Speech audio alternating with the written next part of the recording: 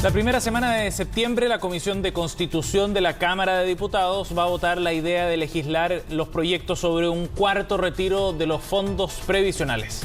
El presidente del Banco Central, Mario Marcel, advirtió los efectos negativos que tendría esta normativa, y para conversar sobre este tema vamos a tomar contacto con Alejandra Sepúlveda, diputada de la Federación Regionalista Verde Social. ¿Cómo está, diputada? Buenos días.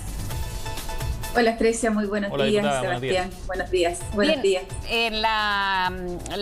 El cuarto retiro ha sido un tema que seguramente ha preocupado más que los anteriores, diputadas, y lo decíamos ahí con las declaraciones del Banco Central, del presidente del Banco Central, en cuanto a lo que esto podría conllevar.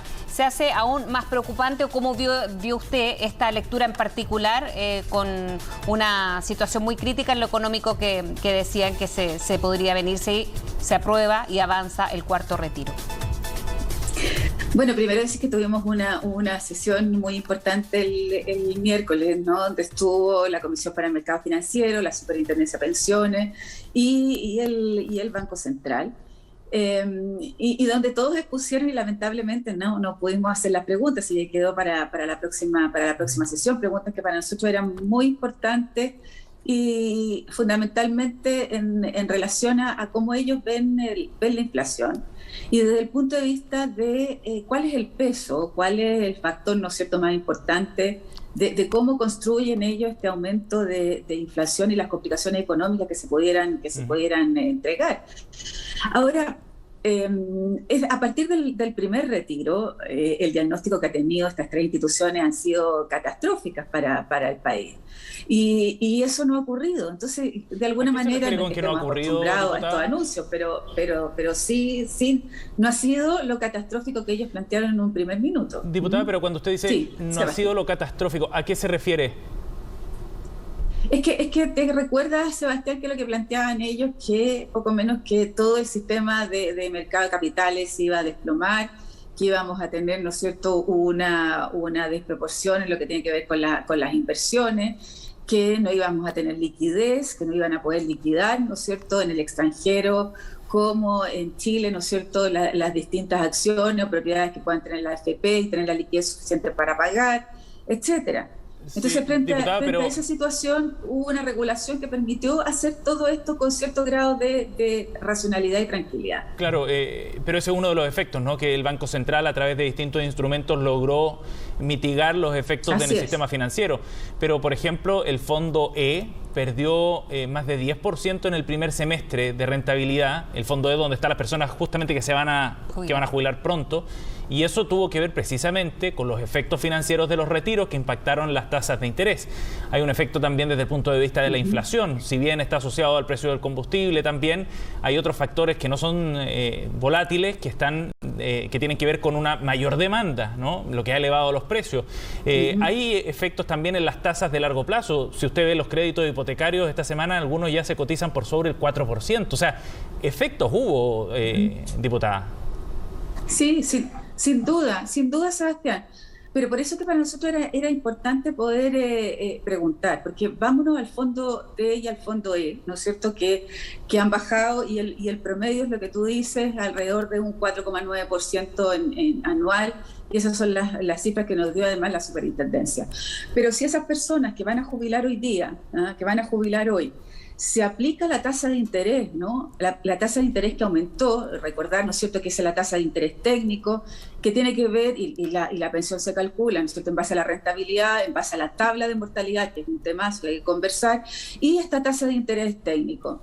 Y cuando tú haces el cálculo de una persona que va a jubilar, y tengo la cifra aquí, ¿no es cierto?, la tasa de interés técnico pasar de 1,69 a 2,95 en renta vitalicia, o pasar de AFP de 2,92 a 3,66, incluso así, ¿no es cierto?, con estas tasas de interés, Sebastián y Frecia, y fueron ejemplos de la propia superintendencia, no en la Comisión de Constitución, que a uno le llama la atención que se entregue una información en la Comisión de Constitución y otra en la Comisión de Trabajo, donde también donde participo en forma permanente. Las pensiones, fíjese, se netean, o sea, hoy día incluso con la baja del fondo, pero con el aumento de la tasa, tenemos alrededor de 10.000 pesos o más en términos de cómo se calcula la pensión. Mira, ¿sabes qué? Yo también pensé lo mismo, Sebastián, ¿eh? Yo también pensé lo mismo y quise revisar las cifras y fueron las que nos dieron a la superintendencia. Y esa es la pregunta que queremos de alguna manera retrucar en la próxima sesión, porque te dan como a la mitad la información, ¿no? O sea, hasta cuando baja el fondo, pero en la Comisión de Trabajo nos dicen, bueno, ¿cómo esto se aplica en las pensiones? Les voy a mandar la información oficial que nos entregó en la comisión y a partir de eso, rentas vitalicias como FP, producto de lo que tiene que ver con la tasa de interés técnico, aumentan las pensiones. Está bien, ese es un tema bien específico, pero en el grueso hay un tema relevante que tiene que ver finalmente con las advertencias de los organismos competentes y de economistas destacados que no son de derecha precisamente, que están haciendo advertencias sobre los riesgos de un cuarto retiro. Mario Marcel lo dijo, el presidente del Banco Central, lo ha dicho Ricardo French Davis, que es un referente para la centroizquierda en Chile desde el punto de vista económico, lo ha dicho Joseph Ramos. Se suman una serie de advertencias. ¿A usted le hacen sentido finalmente esas advertencias sobre lo que significaría y el impacto negativo que puede tener, el daño que puede generar un cuarto retiro? O sea, sin duda, uno no puede abstraerse, ¿no es cierto?, de muchos economistas y especialistas que plantean esto. Ahora, lo que a mí me gustaría también, ¿no es cierto?, poder estudiar y preguntarle a estos economistas que también dijeron lo mismo en el primero, segundo y en el tercero, Sebastián y Fresia. Entonces, frente a esta situación, uno le gustaría preguntar, ¿no es cierto?, y es parte de lo que esperamos tener la posibilidad de escucharlos también, ¿qué es lo que pasa con el crecimiento? O sea, por un lado tenemos la inflación, ¿no? Pero ¿cómo ha cambiado la estructura del crecimiento en el país a partir de los retiros? ¿O cuál es el peso, ¿no es cierto?, que tiene en estos dos dígitos de proyección del Banco Central en términos del crecimiento del país? ¿Cómo cambió la estructura, además, desde el punto de vista del trabajo? Exacto, pero entonces, también cambió... Si bien, disculpe, pero también cambió lo mismo. O sea, es distinto hablar de un primer retiro o un cuarto retiro, y por lo mismo cuando presentábamos esta conversación decíamos que las advertencias que había hecho Mario Marcel quizás las hizo también, o estas aprehensiones en el primer retiro, pero y se han ido sintiendo. El tema es que ya un cuarto no solamente es eso, sino que quizás el golpe para las personas que están a punto de jubilar, es el daño que se le ha hecho también a los fondos de pensiones, más allá de lo que se podría haber necesitado, y eso fue una discusión en su minuto. Entonces ahora, ¿cómo se resuelve lo que no se ha resuelto y que tiene que ver con las pensiones? Directamente a eso, más allá del cuarto retiro, que a estas alturas también hay mayor apertura económica, usted misma lo ha dicho, y ha fluido un poco más quizás la economía con las ayudas estatales. Mira, es que hay tantas cosas que decir, ¿no? Pero no solo ha fluido por las ayudas estatales, ¿no?, sino qué es lo que ha ocurrido con esas ayudas estatales, ¿no es cierto? Y ahí hay un cambio en la estructura del trabajo incluso. Sutil dice, ¿no es cierto?, dice, bueno, aquí no quieren trabajar, ¿no? Es que yo creo que la estructura del trabajo ha cambiado. Hoy día hay un trabajo más independiente, de hacer cosas por su propia cuenta, de emprender de una forma distinta. Pero vamos frente a las pensiones. Por eso que es tan importante hoy, ¿no es cierto?, que el gobierno no renuncie a hacer algunos cambios que son muy importantes en el pilar solidario. Yo creo que en la medida, ¿no es cierto?, que nosotros tengamos la posibilidad, y que esa facultad de parte del Ejecutivo, pero de ir avanzando del 60 al 80% en el pilar solidario. Nosotros acabamos, ¿no es cierto?, de colocar una moción parlamentaria, otra vez reforma constitucional, porque no lo podemos hacer de otra forma, de bajar la tabla de mortalidad. Que baje de los 110 a los 85 con un seguro de longevidad quienes vivan más de 85 años de edad, que va a permitir aumentar en alrededor de un 20, incluso dicen los expertos hasta un 27%.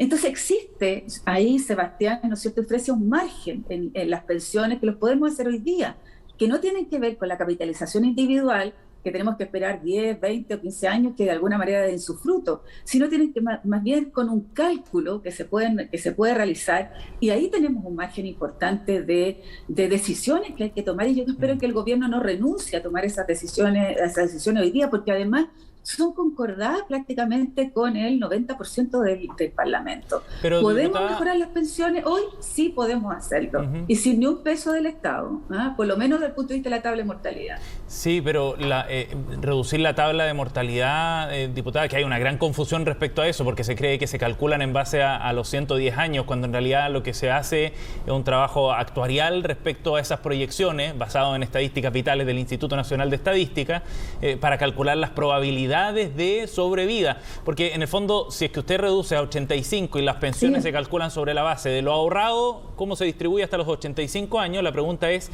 ¿qué hace después? Si es que las personas, porque efectivamente muchos chilenos viven más allá de los 85 años, ¿cómo se cubre ese espacio de sobrevida en el fondo? Y eso, si es que se propone un seguro, tiene costo fiscal. Y de nuevo volvemos al punto de que, ¿de dónde sale la plata para financiar una medida de ese tipo? Entonces, el asunto es que hay que sacar la plata de alguna parte. Un cuarto retiro no es contraproducente entonces con la intención de mejorar las pensiones si es que lo que se necesita es más ahorro, más plata efectivamente. Yo déjame responderte un poco lo primero.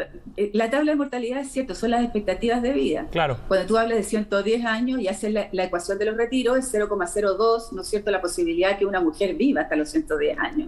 0,02. Son probabilidades decrecientes.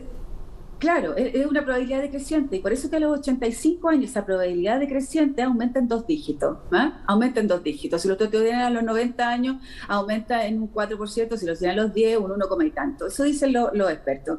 La inflexión se produce a los 85 años aproximadamente con un 13,7 y puede ir subiendo.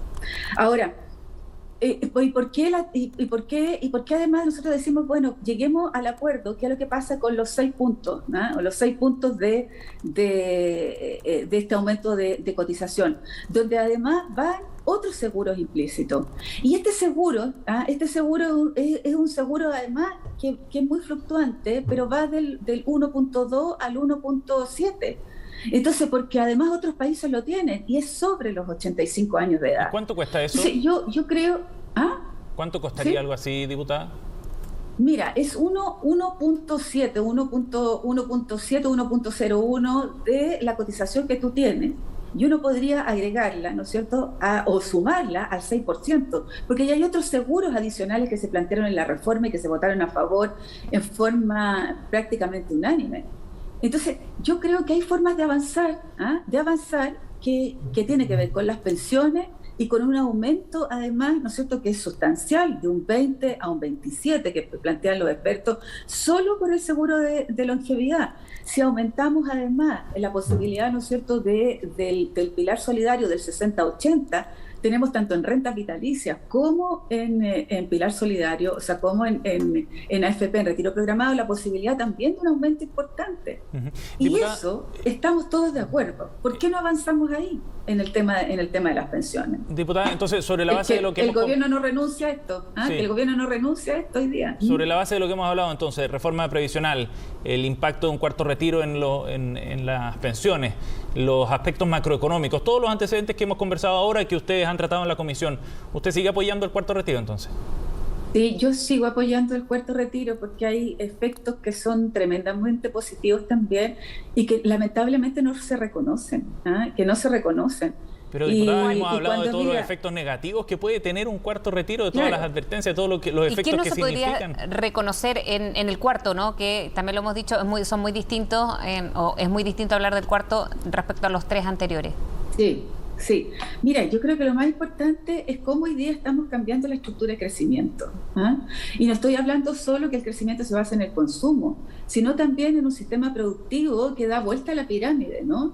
Una de las pocas cosas que yo estaba de acuerdo con el ministro Briones es cómo un país como el nuestro no había hecho las transferencias directas en forma suficiente. Yo creo que esta es una transferencia directa además de tus propios recursos. Solo entregarte un dato. De los 200.000 millones de dólares que tiene el fondo, en los últimos 40 años solo 30.000 millones se han ingresado, o sea, se han entregado a través de pensiones. Solo 30.000 millones de esos 212.000 millones que tiene el fondo. Lo demás está ahorrado, pero ¿a quién le sirve el ahorro? Cuando solo 30.000 millones nosotros han entregado en las pensiones. El ahorro de los trabajadores y trabajadoras está ahí cumpliendo otra función que tiene que ver, ¿no es cierto?, el mercado de capitales. Y los 50.000 millones en estos años ha entregado el pilar solidario. Entonces lo que uno dice aquí, mira, ¿quién ha hecho el mayor esfuerzo en términos de pensiones? No ha sido el ahorro de los cotizantes, ha sido el pilar solidario desde el Estado. Entonces, de alguna manera se ha recuperado a través de esta transferencia directa. ¿Y cómo repercute esto en un consumo solamente? ¿Solo ese es el análisis? ¿O tenemos un nivel de crecimiento hoy día de 2 dígitos que también se puede sustentar en este retiro a través del emprendimiento? Diputada, pero es una inyección temporal, excepcional, y por eso está cambiando la composición del crecimiento. Pero si usted ve la proyección para 2022 o 2023, está muy por debajo incluso del potencial que tiene la economía chilena. Bueno, es que esa es la pregunta. Entonces no hubo cambio. Es que esa es la pregunta, porque lo que nos han planteado es que solo ha tenido que ver con el crecimiento por el consumo, ¿no? Que podía ser un palo de fósforo. Pero si yo quiero el análisis de cómo estructuralmente ha cambiado, ¿no es cierto?, el trabajo. Cuando dicen, bueno, ¿cuántos asalariados hoy día existían en el país y cuántos hoy día, ¿no es cierto?, se han transformado en microempresarios? Y hacer inverso un poco lo que ocurrió después de la Segunda Guerra Mundial, ¿no? Donde en Europa, donde se basa el crecimiento más bien en la microempresa y no en las grandes empresas. Bueno, si esta es como una tercera guerra mundial en términos de pandemia, ¿cómo hacemos una estructura de crecimiento distinta? Inyectando los propios recursos de los trabajadores con la reforma previsional, pero al mismo tiempo inyectando a las pymes y a los emprendedores y a la familia directamente a la vena y hacer las transferencias directas para un crecimiento distinto, aplicando también, ¿no es cierto?, todo el sistema de fomento productivo. Solo para terminar, porque ya también tenemos que terminar, pero a mí me queda una duda porque habla del crecimiento y los efectos que han tenido quizá los otros retiros, lo que podría tener este cuarto eventualmente, pero ¿cuál es el beneficio para las personas, más allá de que sea una transferencia directa, como dice usted, porque en el corto plazo no sé cuál es el beneficio, o ahí me perdí? Bueno, es que el beneficio primero de la transferencia directa en los tiempos de incertidumbre para... Pero estamos hablando de pensiones. En ese sentido le pregunto, ¿cuál es el beneficio? Y en pensiones lo que va a ocurrir ahí es que por primera vez se incorpora y se traslada a las personas. Pero por eso necesitamos, ahí, Fresia, ¿no es cierto?, la reforma a las pensiones que nos permita tener, ¿no es cierto?, una base que no sea capitalización individual. Mira la cifra que te di, 50.000 millones solo en pilar solidario. Entonces uno dice que sea a través, ¿no es cierto?, de un sistema de reparto, y en un segundo piso capitalización individual. Y si queremos hacerla ahora con la estructura de capitalización individual que tenemos hoy, con el 10%, que en la reforma no se toca absolutamente nada de la AFP, y ahí tiene 2 o 3 vías que pueden mejorar las pensiones ahora, aumentando del 60 al 80, ¿no es cierto?, el pilar solidario, pero al mismo tiempo con la reducción de la tabla de mortalidad. Tenemos margen de acción en cosas que estamos de acuerdo, esperando sin duda la reforma permanente, pero estamos hoy día con la posibilidad de aprobar, y no un mejoramiento en 15 años más, sino un mejoramiento hoy día. Sí. Diputada Sepúlveda, gracias por conversar con nosotros esta mañana, muy amable. Que tenga buen día. No, muchas gracias a ustedes. Buenos días.